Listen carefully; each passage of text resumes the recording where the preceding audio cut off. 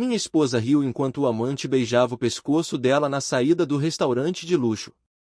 Eu fiquei lá, estático, segurando uma conta de 2.400 euros e uma humilhação pública transmitida ao vivo para milhares de seguidores no Instagram.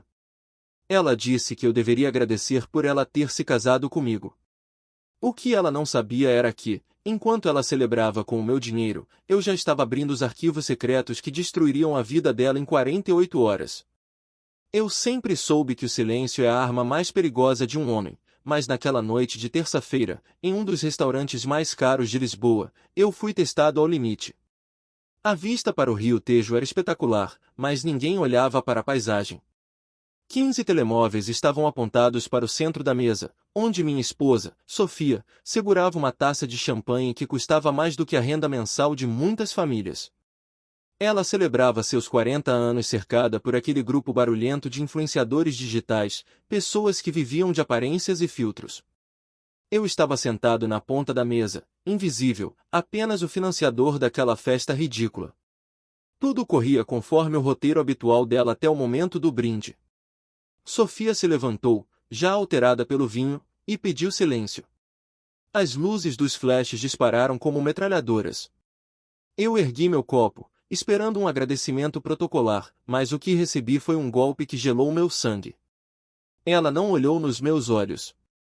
Ela olhou para a câmera do telemóvel da amiga e anunciou para seus milhares de seguidores que era preciso ter muita coragem para estar com um homem como eu. Ela riu e disse que minha calvície e minhas roupas simples eram o preço que ela pagava pelo conforto. O ar na sala ficou pesado. Alguns convidados riram de nervoso, outros continuaram gravando, ávidos pelo engajamento que aquele escândalo geraria. Eu pensei nos meus filhos, Lucas e Matilde, em casa. Pensei em como Sofia os ignorava para passar horas editando vídeos. Mas o pior ainda estava por vir. Ela apontou para o outro lado da mesa, onde Ricardo, um suposto consultor de investimentos, sorria com a arrogância de quem sabe que venceu.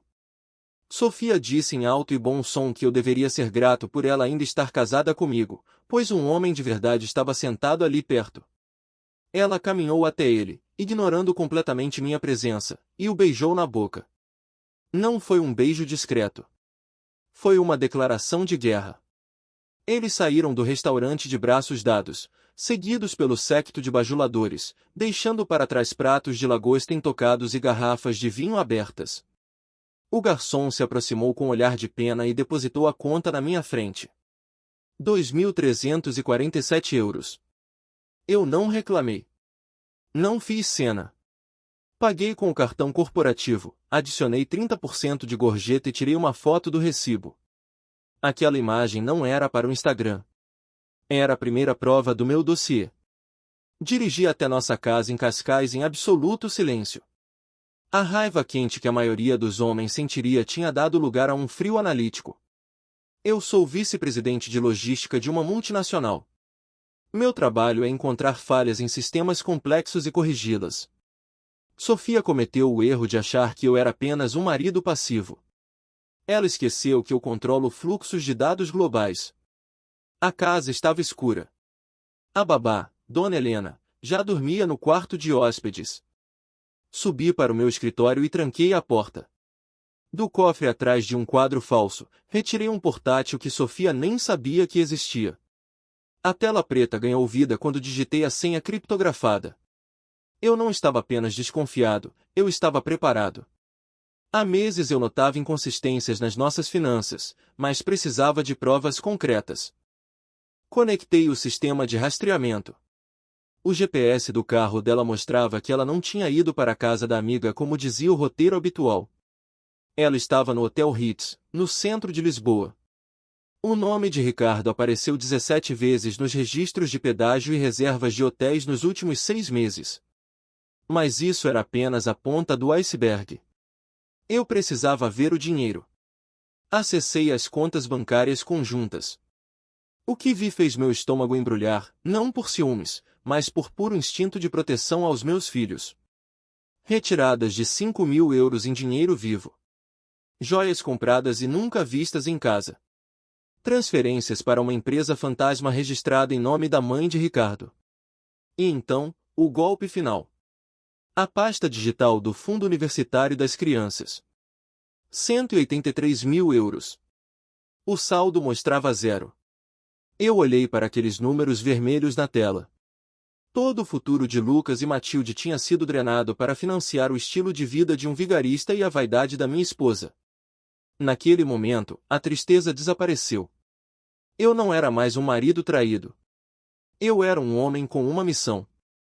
Enquanto analisava os metadados das transferências, percebi algo que mudou tudo. Uma passagem aérea comprada no nome de Sofia, apenas de ida, para o Brasil, marcada para dali a 3 dias. Eles não estavam apenas tendo um caso. Eles estavam planejando fugir com tudo o que restava. E o pior, havia um documento digitalizado na pasta de rascunhos do e-mail dela. Era uma denúncia pronta para a polícia, acusando-me de violência doméstica, datada para ser enviada na manhã seguinte. Ela planejava me destruir, ficar com a guarda das crianças, levar o dinheiro e fugir com o amante. Eu fechei o portátil devagar. Eram 3 da manhã. Eu tinha menos de 48 horas para virar o jogo antes que ela destruísse minha vida e levasse meus filhos para longe. Dormi o sono profundo e sem sonhos de quem sabe exatamente o que precisa fazer. A guerra tinha começado, e Sofia não fazia ideia de que o inimigo estava dormindo sob o mesmo teto. A manhã seguinte nasceu com uma normalidade ofensiva. O sol brilhava sobre as ruas de calçada portuguesa em Cascais, indiferente ao caos que implodia silenciosamente dentro de mim. Acordei antes do despertador, com a mente já a processar a lista de tarefas que definiria o resto da minha vida. Desci as escadas e encontrei meus filhos, Lucas e Matilde, a comerem cereais na cozinha. A inocência deles era dolorosa. A nossa governanta, Dona Helena, olhou-me com olhos cansados e cheios de perguntas que ela não ousava fazer. Ela sabia que Sofia não tinha dormido em casa, mas manteve a postura profissional, servindo o café em silêncio. Eu beijei a testa das crianças, sentindo um nó na garganta ao olhar para Matilde, a minha menina de 9 anos, que desenhava concentrada no canto da mesa. Deixei-os na escola internacional e dirigi diretamente para o escritório do meu irmão, Nuno, na zona das docas de Lisboa. Nuno era ex-polícia e agora geria uma agência de investigação privada discreta e eficaz. Quando entrei, a expressão dele era grave. Ele tinha passado a noite a cruzar dados sobre Ricardo, o homem que minha esposa exibia como um troféu. O que Nuno descobriu transformava a traição de Sofia em algo muito mais sinistro do que um simples caso extraconjugal. Ricardo não era investidor. Ele era um predador financeiro em série, especializado em seduzir mulheres casadas e abastadas na linha de Cascais e Estoril, convencendo-as a liquidar bens antes de desaparecer. Nuno empurrou um dossiê grosso pela mesa. Havia fotografias de Ricardo com outras 3 mulheres diferentes apenas no último ano. Mas o golpe mais brutal não estava naqueles papéis, estava no envelope branco selado que Nuno guardara para o final.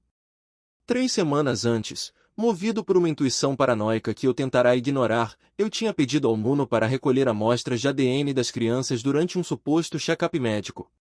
Eu precisava de saber a extensão das mentiras de Sofia. Com as mãos trêmulas, abri o resultado. O mundo parou. O som do trânsito lá fora desapareceu. Lucas, o meu rapaz, tinha 99% de probabilidade de paternidade. Ele era meu filho. Mas ao ler o segundo papel, senti como se tivesse levado um soco no estômago. Matilde. A menina que eu embalei no colo, cujos pesadelos eu acalmei, a quem ensinei a andar de bicicleta sem rodinhas.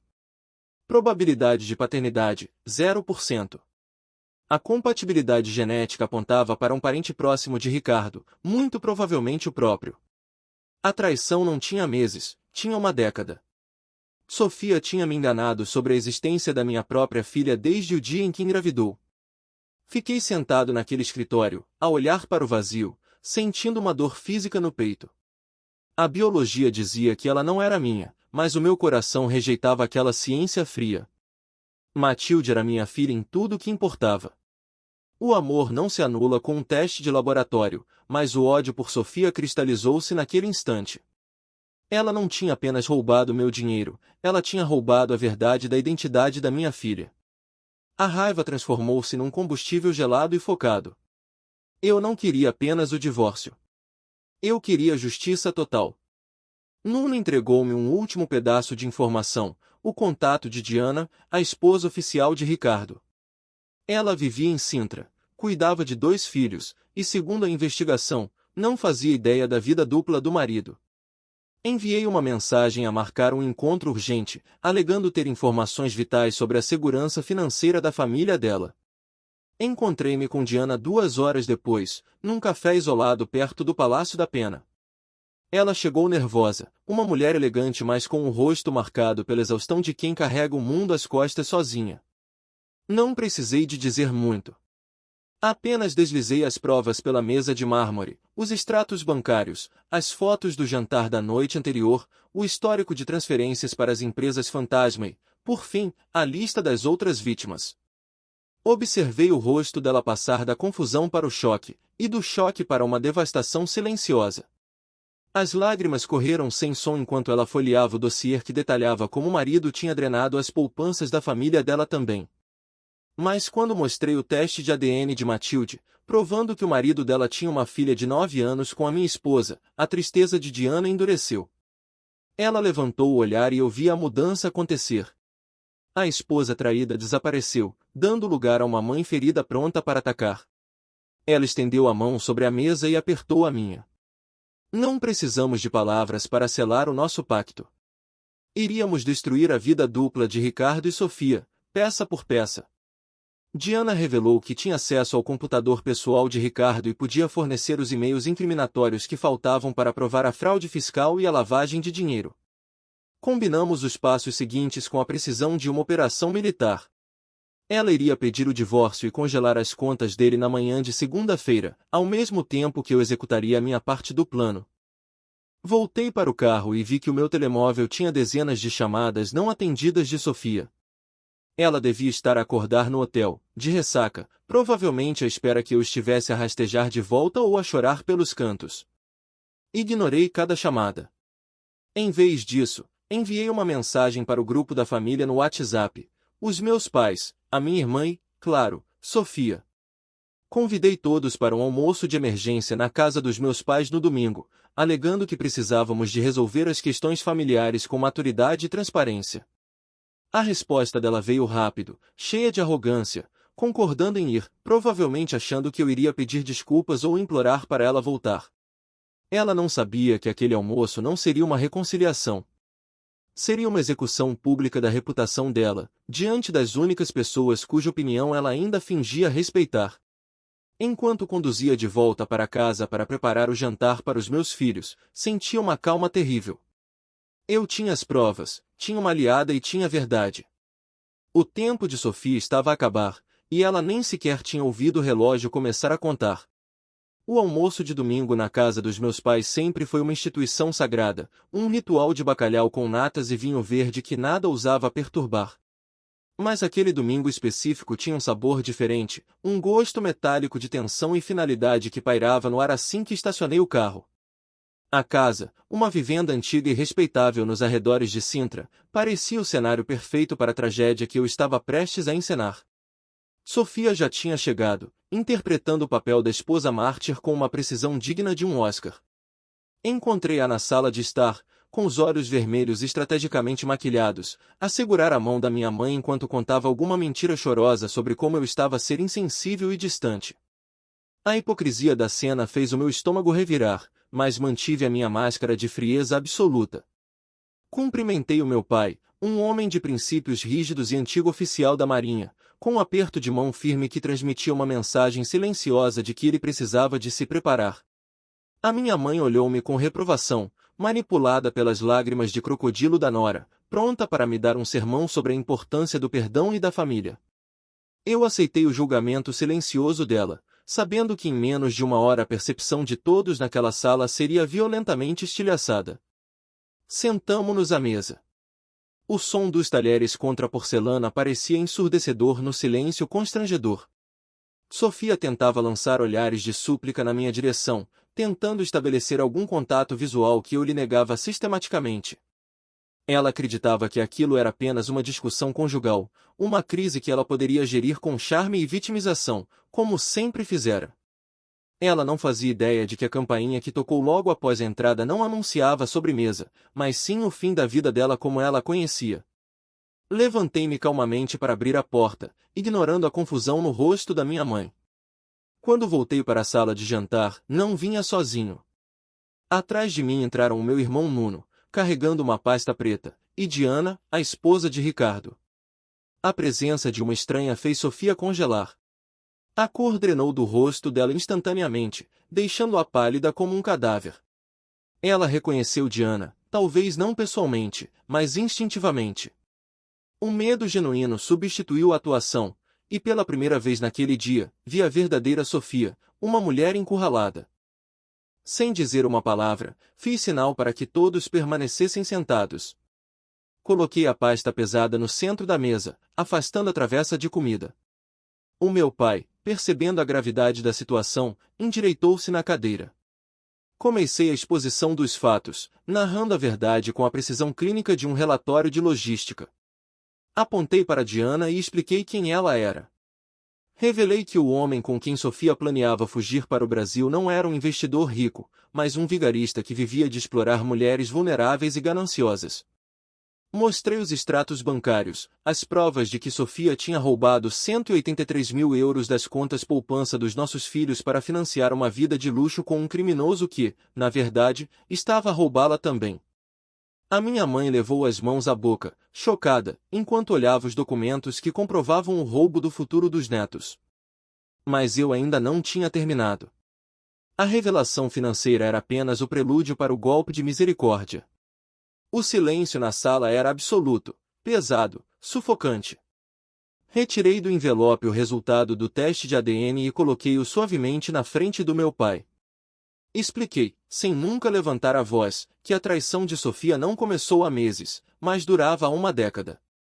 Revelei que Matilde, a neta que os meus pais adoravam, a menina que eu tinha criado, amado e protegido, não partilhava o meu sangue.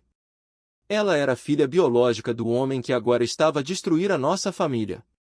O som daquele segredo a ser revelado foi mais violento do que qualquer grito. Sofia tentou balbuciar uma negação, tentou dizer que era mentira, mas a ciência impressa no papel não deixava margem para dúvidas. O meu pai levantou-se lentamente. A autoridade que ele emanava preencheu a sala. Ele olhou para Sofia não com raiva, mas com um desprezo profundo e absoluto, como se olhasse para uma desconhecida indigna. Ele ordenou que ela saísse da casa dele imediatamente. Não houve discussão. Não houve negociação. A voz de comando dele fez Sofia encolher-se fisicamente. Ela pegou na bolsa, as mãos a tremer incontrolavelmente, e olhou em volta à procura de algum apoio. Mas não encontrou nada.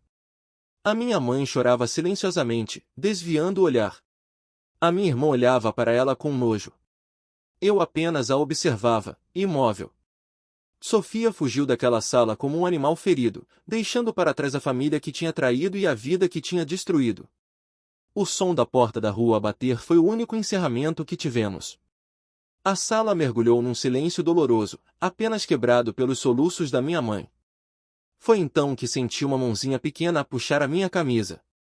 Matilde, que tinha estado na sala ao lado com o irmão, apareceu à porta, assustada com a tensão. Ela não tinha ouvido os detalhes, mas sentia o medo. Olhei para aquela menina, a filha de outro homem, com os olhos grandes e inocentes que procuravam segurança em mim. Naquele momento, a biologia tornou-se irrelevante. O teste de ADN podia dizer que ela não era minha, mas o meu coração não sabia ler relatórios de laboratório. Abaixei-me e abracei-a com força, prometendo a mim mesmo que a protegeria da tempestade que a mãe dela tinha criado. O sangue não faz um pai, o amor faz.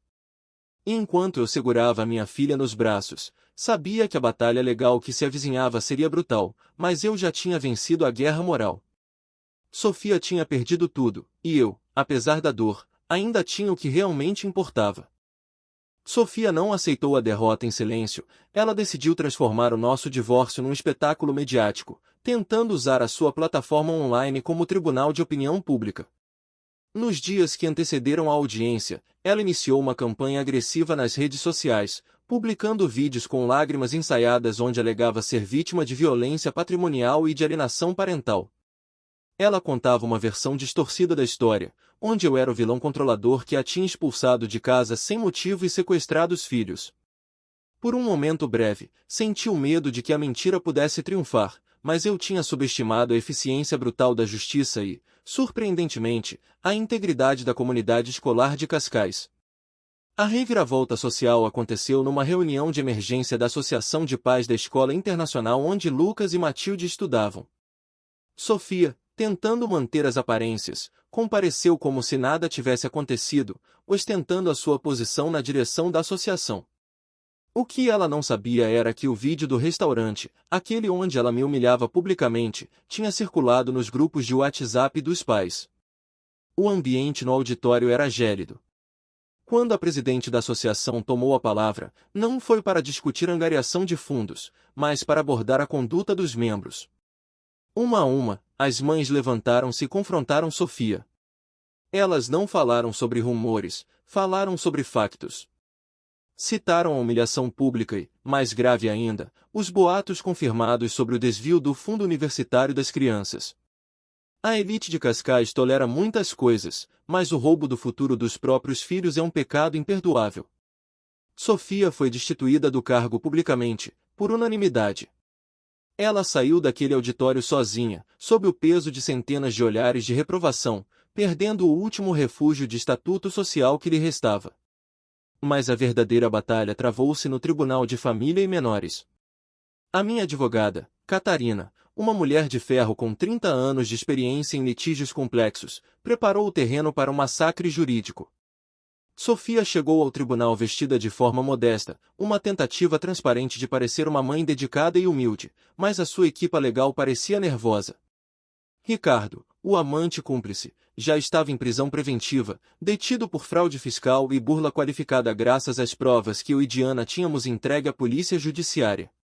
Sofia estava sozinha no banco dos réus, sem o seu salvador financeiro. O momento decisivo da audiência não foi o meu depoimento, mas sim o testemunho da nossa governanta, Dona Helena. Durante anos, ela tinha sido uma presença silenciosa na nossa casa, invisível para Sofia, mas atenta a tudo. Helena retirou da mala um pequeno caderno de capa negra, gasto pelo tempo. Com a voz trêmula mas firme, ela leu registros detalhados dos últimos 2 anos. Eram datas e descrições precisas de negligência emocional. Ela narrou episódios em que Sofia chamava Lucas de estúpido por não entender um trabalho de casa, ou momentos em que dizia a Matilde que seus desenhos eram feios e lixo, destruindo a autoestima da menina. A sala de tribunal ficou em silêncio absoluto enquanto a crueldade doméstica de Sofia era exposta. A juíza, uma mulher severa que já tinha visto de tudo, olhava para Sofia com uma expressão indecifrável, mas os seus apontamentos eram frenéticos. A defesa de Sofia tentou alegar que Helena era uma funcionária paga para mentir, mas Catarina destruiu esse argumento ao apresentar os registros de imigração e apoio financeiro que eu tinha fornecido para regularizar a situação da mãe de Helena, provando que a lealdade dela era baseada em gratidão e verdade, não em suborno. Em seguida, foi apresentado o relatório da psicóloga forense, doutora Ferreira. O documento era devastador.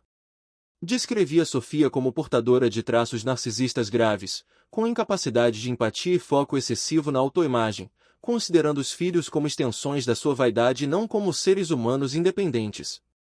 Em contraste, a avaliação sobre a minha relação com as crianças destacava um vínculo seguro, estável e protetor.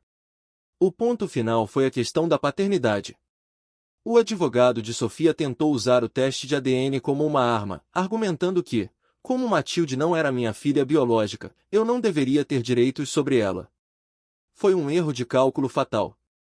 A juíza interrompeu a defesa bruscamente.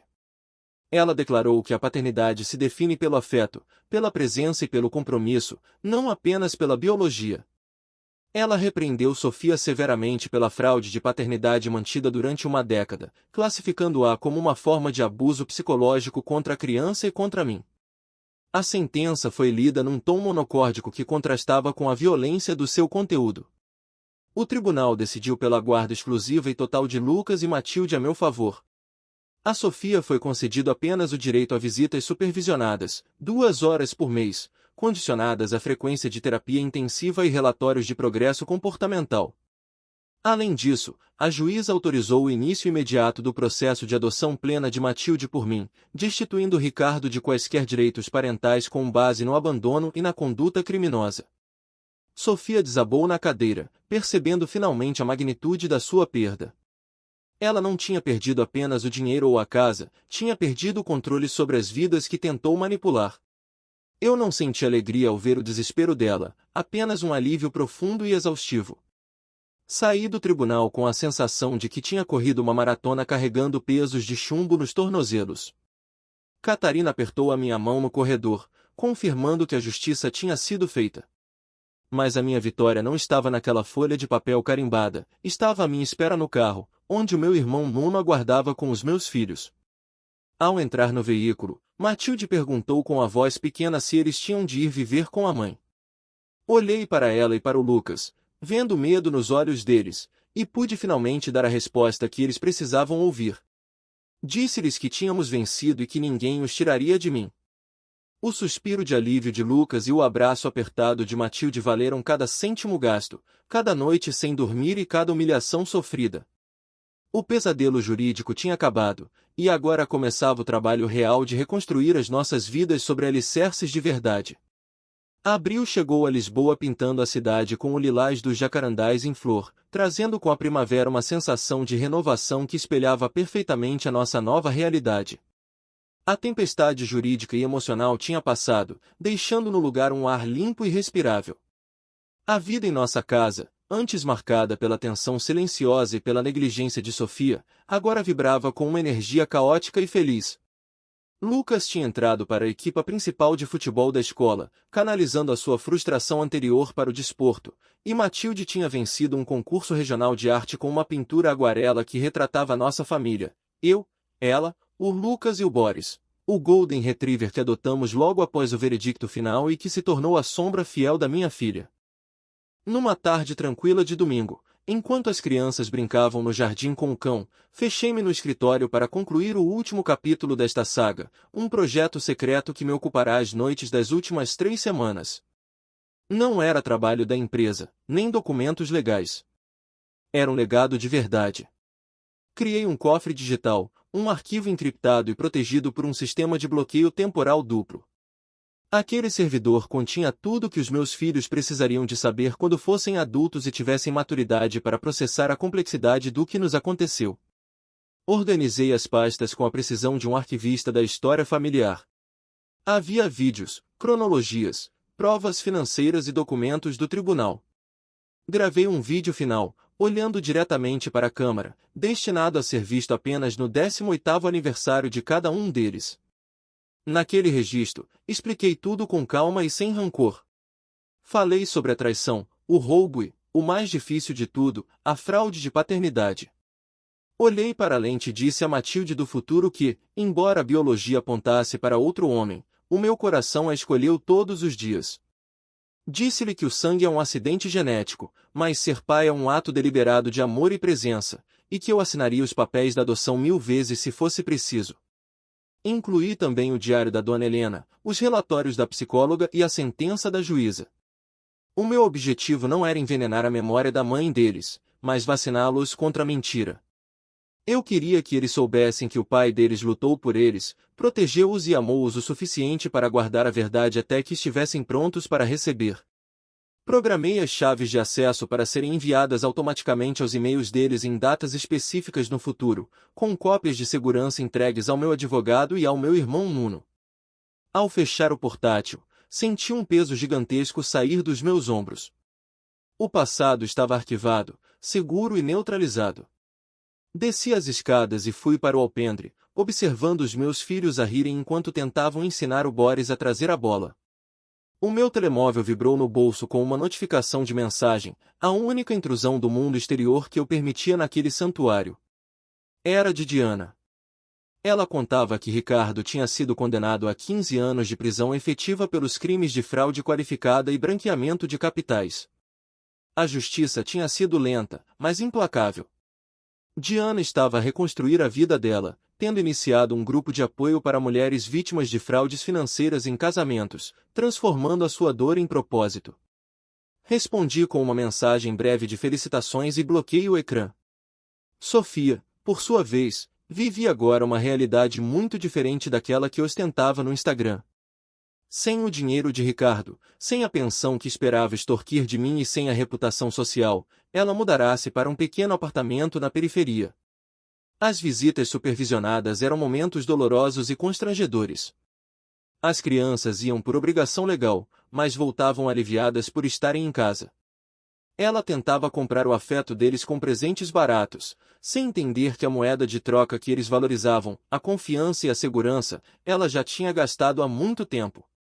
A vaidade dela tinha sido a sua ruína, e a solidão era agora a sua única plateia constante. Naquela noite, depois de colocar o Lucas e a Matilde na cama, sentei-me na varanda com um copo de vinho, o mesmo tipo de vinho que Sofia tinha encomendado naquela noite fatídica no restaurante. A ironia não me escapou. Lembrei-me do momento em que ela me chamou de feio e inútil, rindo com os amigos. Lembrei-me da conta de 2.000 euros que ela me deixou para pagar. Na altura, senti-me o homem mais pequeno do mundo. Hoje, ao olhar para as estrelas sobre o céu de Cascais, percebi que aquela conta foi o investimento mais barato da minha vida. Foi o preço da minha liberdade e o catalisador que me forçou a deixar de ser um espectador passivo da minha própria existência para me tornar o guardião feroz da minha família. A casa estava silenciosa, mas não vazia. Estava cheia de paz, uma paz sólida e conquistada a ferro e fogo. Eu não precisava de aplausos, de seguidores ou de aprovação social. Sabia quem eu era. Eu era o homem que tinha transformado uma humilhação pública numa operação de resgate. O homem que tinha olhado para um teste de ADN negativo e dito: "Ela é minha filha."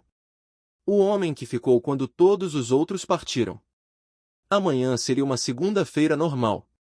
Haveria trânsito na ponte, reuniões de logística, trabalhos de casa para corrigir e passeios com o cão. Uma rotina linda, aborrecida e maravilhosamente normal. E eu não a trocaria por nada neste mundo. Bebi o último gole de vinho, apaguei as luzes da varanda e entrei, trancando a porta contra a noite, pronto para viver o futuro que eu mesmo tinha desenhado.